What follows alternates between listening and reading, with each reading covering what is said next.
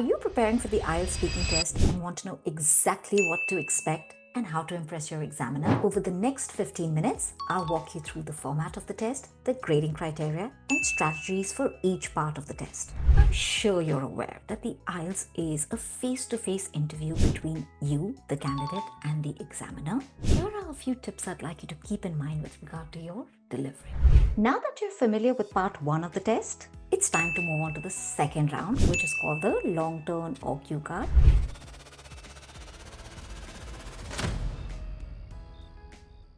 Hi there. Are you preparing for the IELTS speaking test and want to know exactly what to expect and how to impress your examiner? You're in the right place. Over the next 15 minutes, I'll walk you through the format of the test, the grading criteria, and strategies for each part of the test. So what are you waiting for? Let's get started.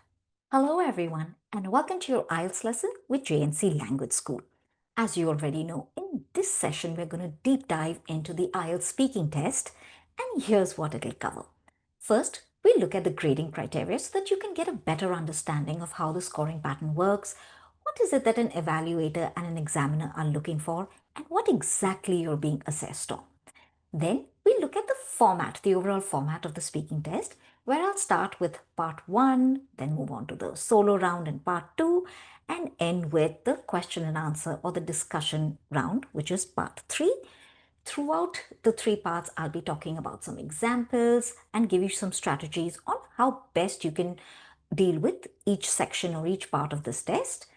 Then I'll share some tips, my personal tips on how best to succeed at the IELTS speaking test, some simple do's and don'ts before and during the test so that you can maximize your score and put in your best effort. And then we'll summarize the entire session, at a glance review everything that we've looked at. So go grab a book and a pen so that you can make notes throughout. With that, we'll move on. First, let's look at the grading criteria. What exactly are you evaluated on when you take the IELTS test? I'm not sure if everybody knows what it is that you're being assessed on. It is very important to know so that you approach the test accordingly. So please keep in mind that the IELTS speaking test includes you being assessed on 4 different parameters. The first is fluency and coherence, lexical resource, grammatical range and accuracy, and finally pronunciation. Now, if some of these terms seem completely alien to you or can be very confusing, don't worry, I'm going to explain each. Let's start with fluency and coherence.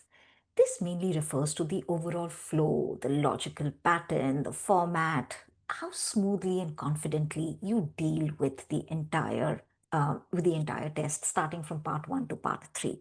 So basically, it refers to how comfortable you are with the English language and whether what it is that you're saying ties in with each other, makes sense, and doesn't just flit from idea to idea aimlessly. Then we have lexical resource. This refers to the variety and the appropriateness of the vocabulary that you use. So it looks at the range of words, whether you're using fancy words or not, whether you use a variety of simple and fancy words together, or everything just sounds like you've gone through a thesaurus before coming for the test. Remember, it's not about using highfalutin or fancy words. It is about using the right words in a clear and flexible way. Next, we have grammatical range and accuracy. This is a bit self-explanatory as it refers to how correctly and flexibly you use grammar structure. So can you use simple, complex, and compound sentences? Can you show a variety of tenses? Are you comfortable using the tenses correctly? Here too, variety matters just as much as correctness or accuracy. Finally, we have pronunciation. Pronunciation isn't always what people think it is. It's not about dance or dance, schedule or schedule. It actually has very little to do with your accent. Instead, when somebody says pronunciation, they're talking about the clarity of your speech, the stress of syllables, the rhythm of your speech, and the intonation that you use when you're talking to convey different emotions. The good thing is you don't need to have a British, an American, or an Australian accent to score really well. All that matters is that you speak confidently, naturally, and you are likely to get a good score. So keep this in mind and let's proceed. I'm sure you're aware that the IELTS is a face-to-face interview between you, the candidate, and the examiner. It lasts for a period of about 11 to 14 minutes, depending on how you answer, how quickly you answer, and how many questions the examiner has to ask you. It is a three-part face-to-face interview. It is recorded from the beginning up until the end, and it is conducted in one go without any breaks. Even as you transition from one round to another, there's no pause or break in between. Now let's look at the structure or the format of the test. In the, as you know, this test is conducted in three parts. In the first part, which is the interview and the introduction round, it is more like a warm-up session where you're asked questions that you should really be very familiar with. These are questions about you, about your everyday life, like your work, hobbies, your routine, habits, preferences, likes, dislikes, so on and so forth. Typically, it lasts 4 to 5 minutes, and then the examiner directly jumps into the second round, which is the cue card or the long turn round. This lasts between 3 and 4 minutes, depending on the examiner. But the key highlight of this part is you are expected to deliver a 2 minute speech or a monologue, if I may, on a generic topic.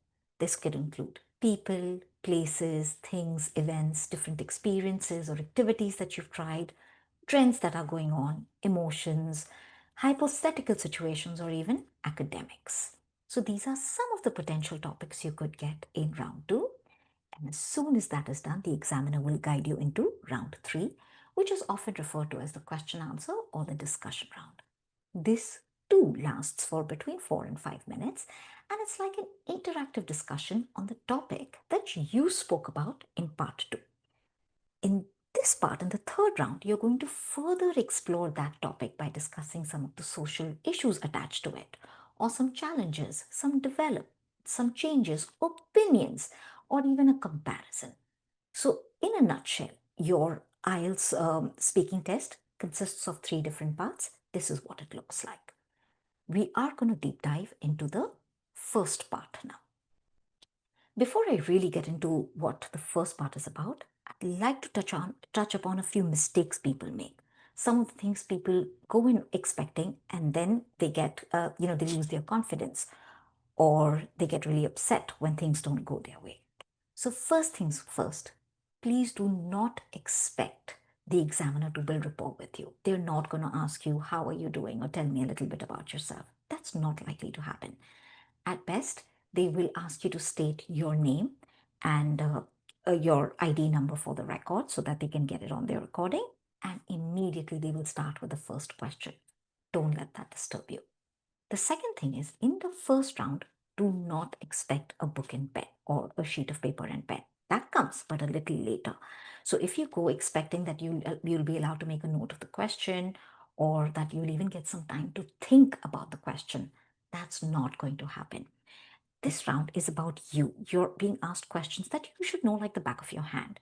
So you're not expected to really think too much about it. Yes, a second or two to think is fine. But in general, you're not allowed to make notes. You're not given time to think.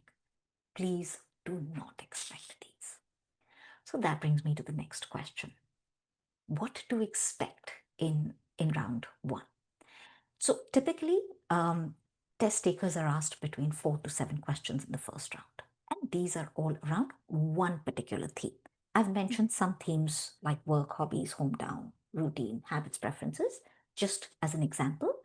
Let's look further into the themes. I'll take one for example, hometown. So if you get something around hometown, remember you could get a variety of questions, but I'm just going to give you an example of 4 different questions that you could get. Now, I've said 4 questions, but above that I've listed you could be asked 4 to 7 questions, and I will explain where the other questions are coming from. So let's first get the basic question. Where is your hometown? So you probably asked to give the name, explain where it is, maybe describe it a little bit. It's in this province of this country. It's in this part. If you go up north or from the closest main city, you take a flight or a train or a bus to this place, and then you arrive at my hometown. So you need to describe where it is. Once you're done with that, no follow-up questions here. your examiner will get into another one like, what do you like or dislike about your hometown? And here you're expected to give answers that are a little more descriptive. You can't just give a one word or a two-word answer. Definitely don't. Nobody expects you to say something like, I don't like anything, or there's nothing really I dislike about it. It's neutral. You need to mention something that you like, something that you dislike. And if it's not a current preference, you can always talk about a preference that you had about your hometown when you were growing up, or even a dislike when you were growing up, something that you didn't like. At this point, if you don't give very detailed answers, if your answers are a little brief, 1, 2 sentence long, your examiner may ask you why. Why do you like this? Or why don't you like this particular aspect about your hometown? Once you answer that, the next question could be something like, is it a good place? Is your hometown a good place for children to grow up? And typically the answer will be, yeah, because, or not really, there isn't really much to do. Now, if you just give a yes no answer, your examiner will ask you why or why not, expecting you to mention. When you say there isn't much to do, maybe they'll expect you to ask, why isn't there much to do? Or if you say, yes, it's a great place, there's so much to do, or there's a lot of activities for children, they may ask you why. And here they expect you to mention what kind of activities a child can expect to grow up with. And then finally, another type of question you may get is, do you plan to go back, or do you plan to continue to live in your hometown? And again, why? So if you directly give responses, they may not get into why, but if your responses are very brief, they may push you with a why so that you give further reasoning or further details. This is about the hometown. Another example could include a hobby like music. Now, here they won't ask you, do you like music or not? Or, if it's books, do you like books or not? Or if it's movies, do you like movies or not? They'll directly get you to answer what kind of books you like or what kind of movies you like. I'm going to stick with music for the sake of consistency as I demonstrate this example. So the first question will be, what kind of music do you like listening to? And again, why? So with a why, they expect it has a calming effect on me, or it takes me back to my childhood, or it reminds me of my school. So you need to justify why that kind of music appeals to you. Another question would be, how often do you listen to music? So again, it can't just be very often, not often enough, once a week, twice a week, every day. You need to elaborate. So talk about maybe what time you tend to listen to music before sleeping, because, or when you first wake up in the morning, because it makes you feel a certain way. So, make sure that you don't just give 1 or 2 word answers or short answers. Give your answer. It's always important to first answer the question and then elaborate a little bit. Next would be, do you think music helps a person relax? Now, the direct answer that you should give at this point is either a yes or a no, or even a to some extent. Yes, I believe it does, or not really, at least not in my experience. So I think there is some merit to that. To some extent, it does help. Now, you have answered the question, but that's not enough. To show fluency and coherence, you need to mention why. And here you can say, for example, or, to, to state an instant or something I've noticed, and then make sure you continue. So make sure you justify your reasoning. Try and do it without being pushed. Finally, do you prefer going to concerts or shows or listening to music at home? Once again, whatever answer you choose, they will ask you why, unless you mention it proactively.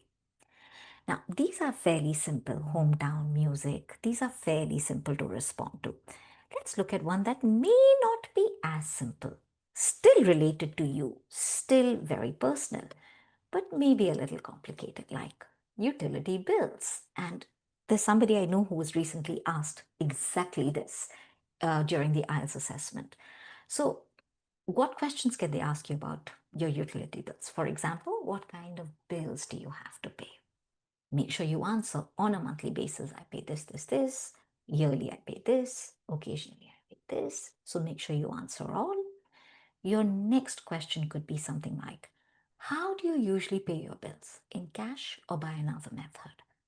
And they may ask you why immediately, or they may wait for you to answer And if you don't mention why you usually use that method, they may ask you why. Then, have you ever forgotten to pay a bill? Once again, if you haven't forgotten, why? Is it because you're very responsible? Is it because you have some kind of OCD when it comes to your bills? Or is it because, you've just set up a payment plan? It's as simple as that. Or simple, if you do forget, why? Is it because of stress? Is it because you couldn't be bothered about this? Or you're just simply forgetful? So make sure that you give a reason. And finally, is there something you can do to make bills cheaper? Once again, I know that this is a yes or a no answer. So a lot of people may say, I can't think of anything. I've tried everything, but short of just, not using a service, I can't think of a way that I can make bills cheaper. But somebody may say, of course, there's always a way to make bills cheaper. Not that I use it, but I'm sure if I signed up for a family plan or a group plan or a company plan, I would get discounts. I haven't explored that option, but I'm sure there are ways. I just wish I knew more about it. So you see, even if you don't have a lot to say, you can actually connect your answer to a reason, to a logic, to lack of experience, to an incident, to an example. As long as everything ties in together, you should do absolutely fine in this round. So these were just some examples of questions you can expect in part one. And remember, work, hobbies, hometown, routine, habits, preferences, these are all just the tip of the iceberg. There are numerous types of questions you can include, including your friends, your neighbors, your neighborhood, studying a particular subject, food, sleeping habits. The list is extensive. It's very difficult to predict what kind of question you get, but the good thing is there are no wrong answers when it comes to part one. As long as you listen to the question actively, answer it directly, and speak confidently, you should be just fine. Now that you're familiar with part one of the test, it's time to move on to the second round, which is called the long turn or cue card, because you're expected to talk for about 2 minutes and you're given 4 cues to help you to do so. Many test takers find this the most intimidating round of the IELTS speaking test. I don't know why, because you're in full control during this round. Remember, in this part of the test, you are given a pen and paper to make your notes. So, right there, you have something to gather your thoughts and use as a guiding point as you proceed.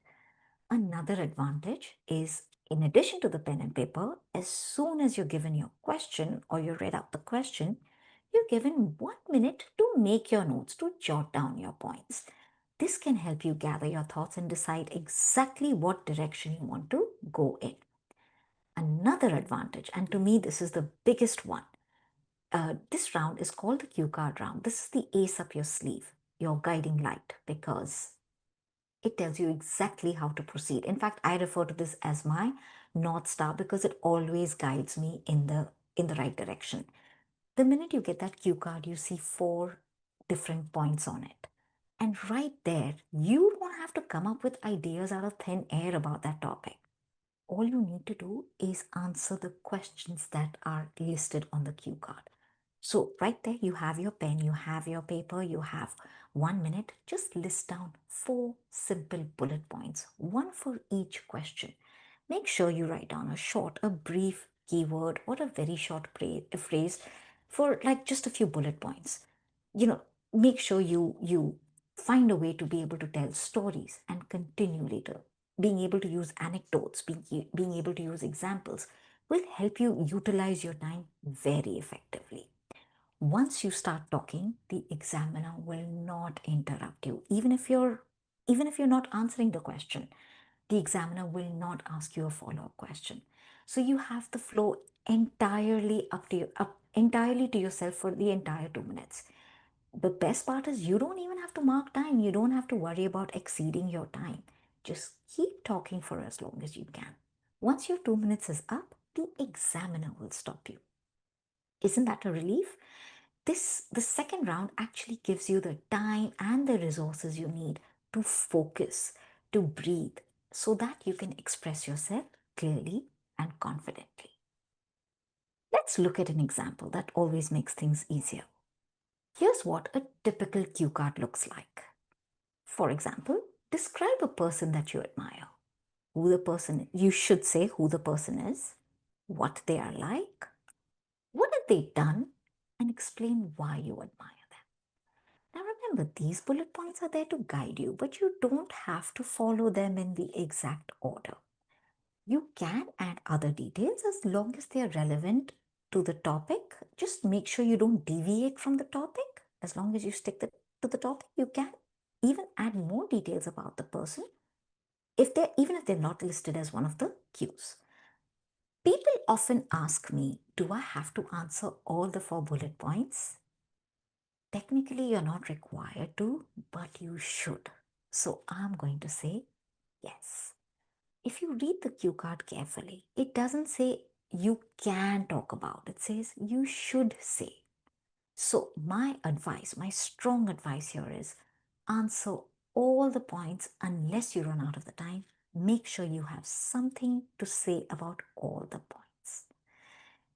One mistake that I see very often is people trying to go into this round with memorized answers.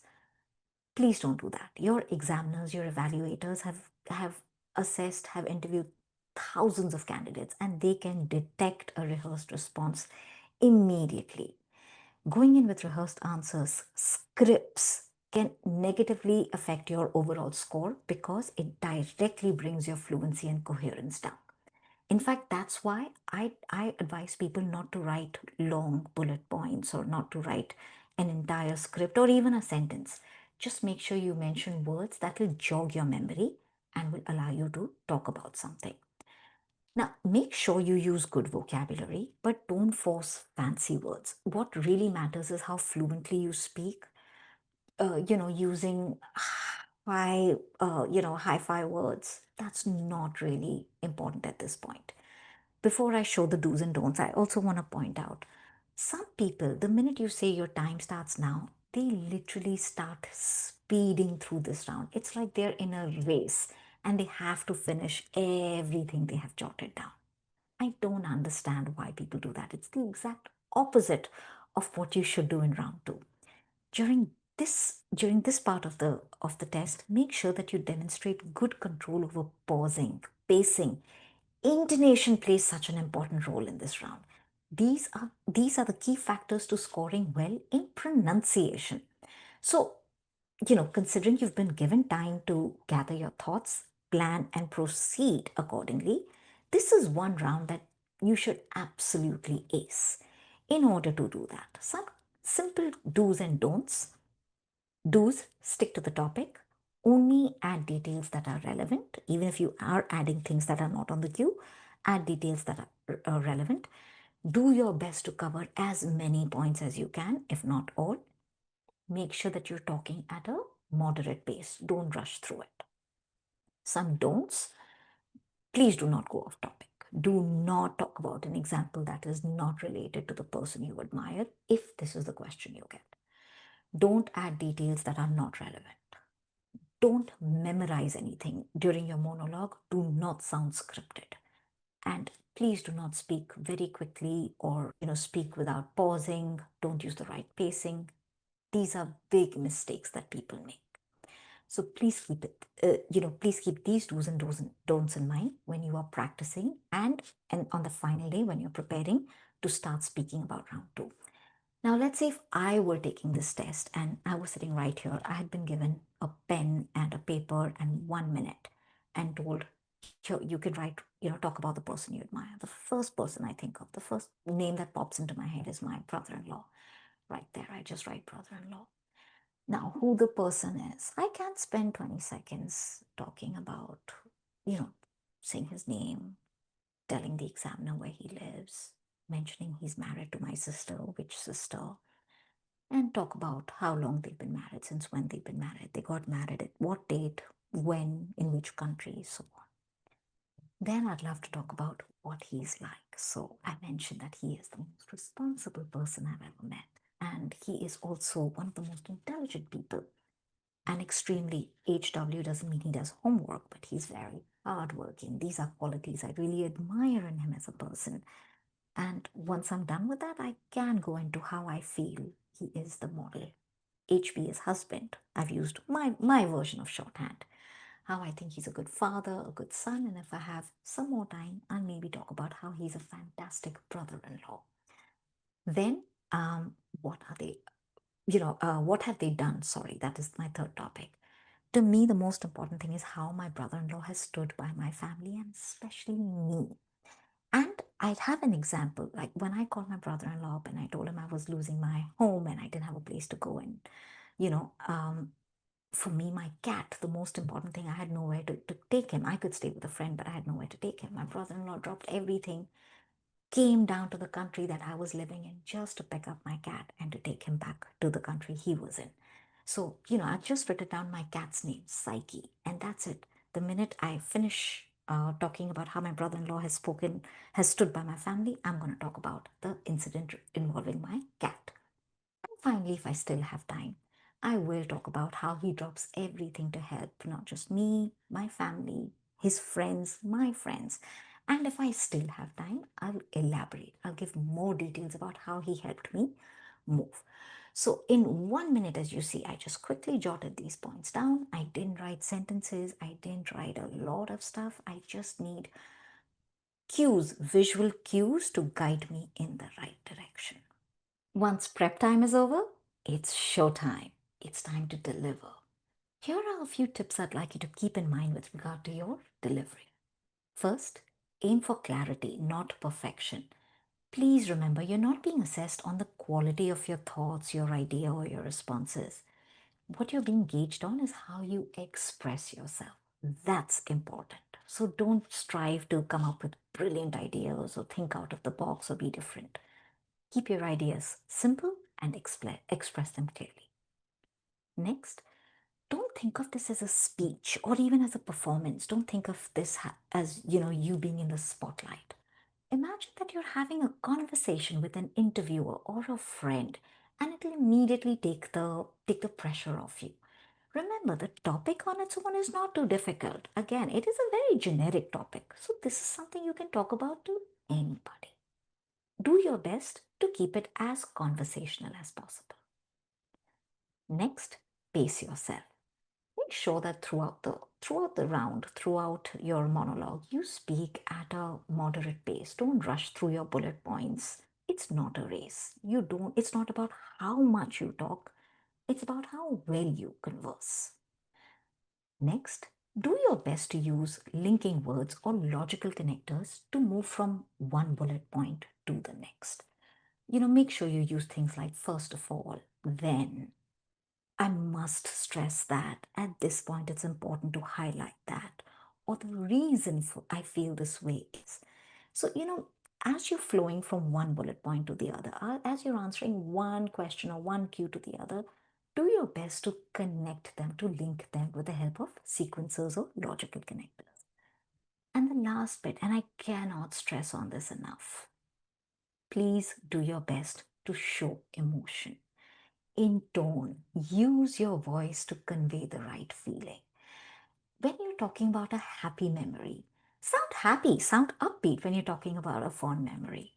At the same time, if you're recounting a story that could be sad or upsetting or isn't very pleasant, what you can do is drop your voice a little bit. So keep these tips in mind and remember, even if you get stuck, it's not the end of the world. If you go back and you look at these videos or any of my videos, you'll see that I falter all the time. Just continue. I don't really pause and, start all over again or get extremely nervous. We all falter. We all stumble in everyday speech. That's normal. Instead of letting the nervousness get to you or just pausing and, showing the examiner that you've been thrown off your game, just use a phrase like, what I meant to say is, or let me rephrase that, or you know what, I'm just going to say that again. And then don't give up, don't stop. That's important. I'm sure with all the download that you've had so far, you're dying to practice everything that you just learned. Now, here's an example, a simple example that can help you put into practice everything that you've just been through.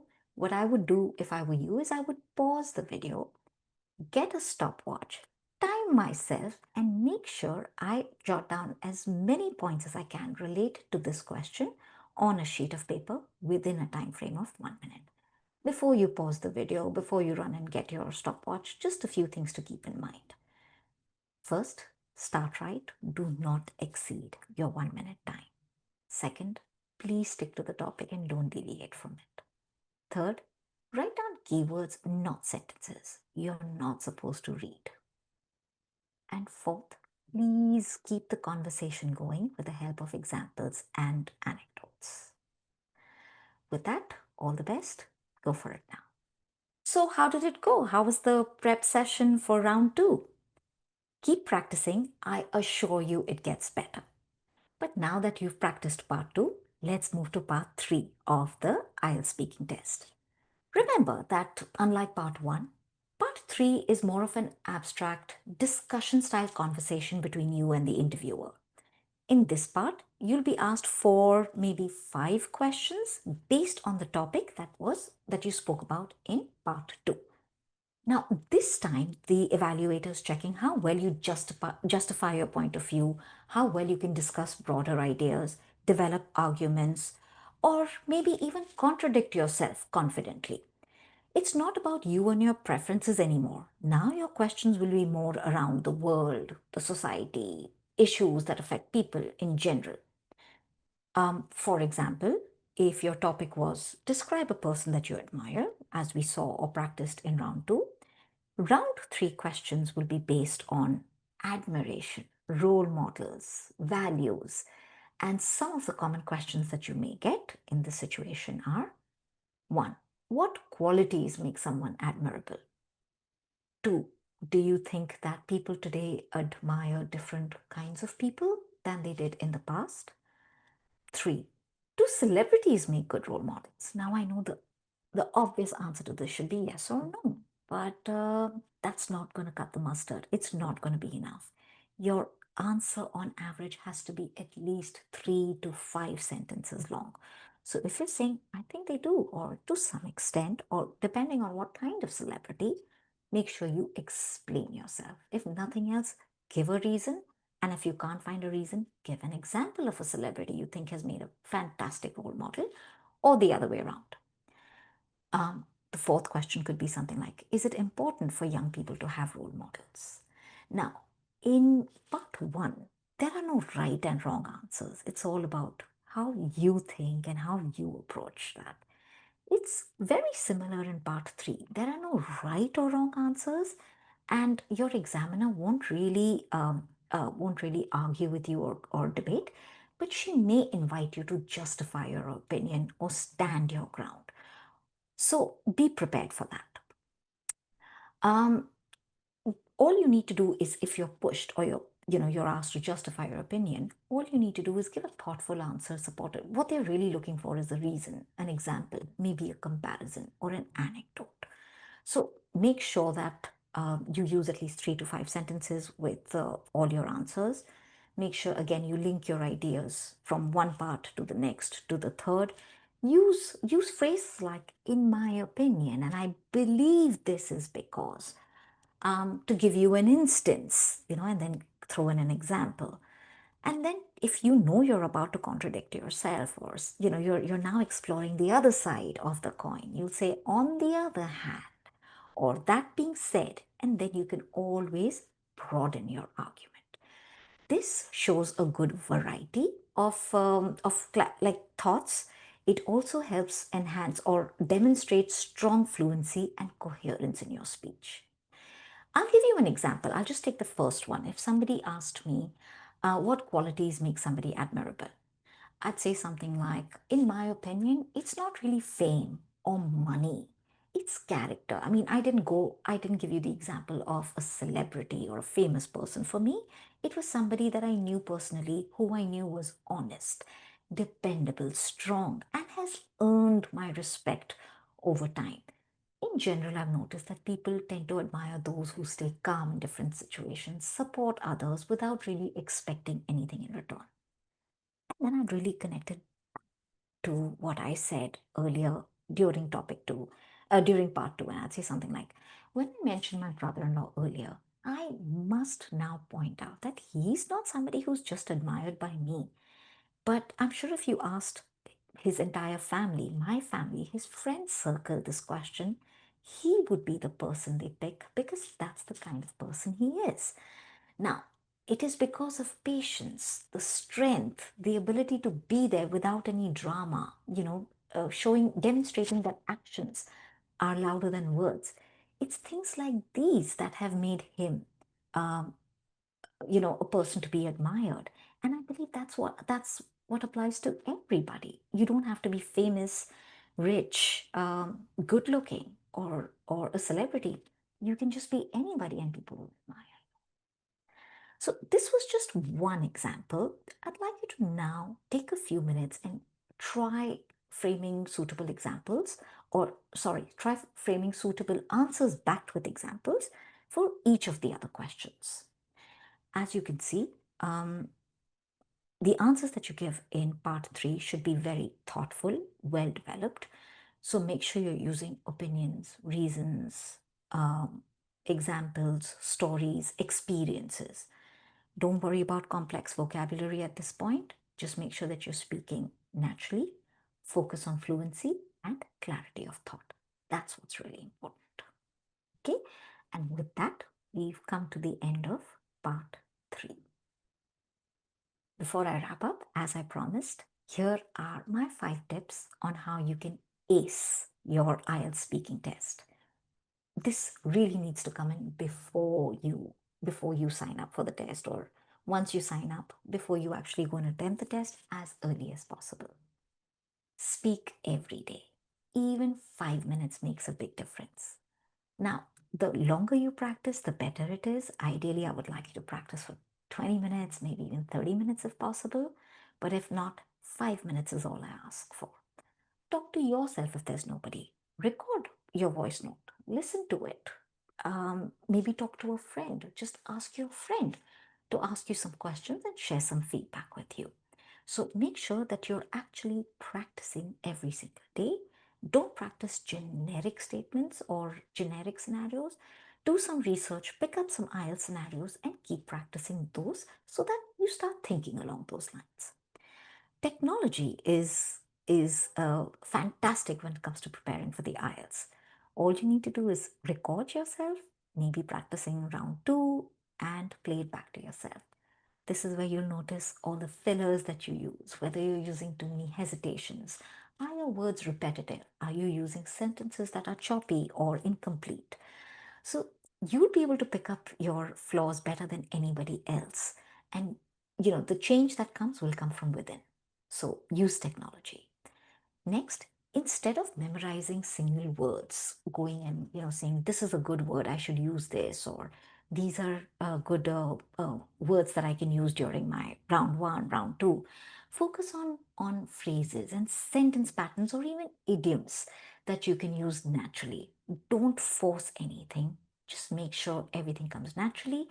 Don't forget, logical connectors are fantastic when it comes to chunking one thing with another, connecting everything. So focus on some logical connectors so that you can connect your speech very well. Very important, practice timing. Use a stopwatch and simulate the live test environment, especially when you're practicing for part 2. This will help you manage your time more effectively, especially on the day of the test. And finally, please do your best to get feedback, whether it's from a tutor, a study partner, a friend, or even an AI tool. Feedback helps you get out of the habits that we've had for so long, and it helps us build confidence. So, these are some simple tips. A bonus tip is don't chase perfection, just aim for clarity, be natural, sound confident, and you will get a 7 plus in your IELTS speaking test. Now, before I say goodbye, I'd just like to quickly cover everything that we did today. Here's a quick recap of what we did.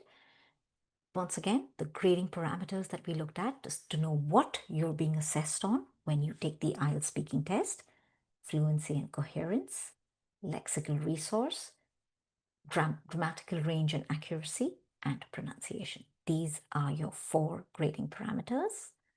Let's talk about the flow. You have part one, introduction and overview on familiar topics, everyday topics.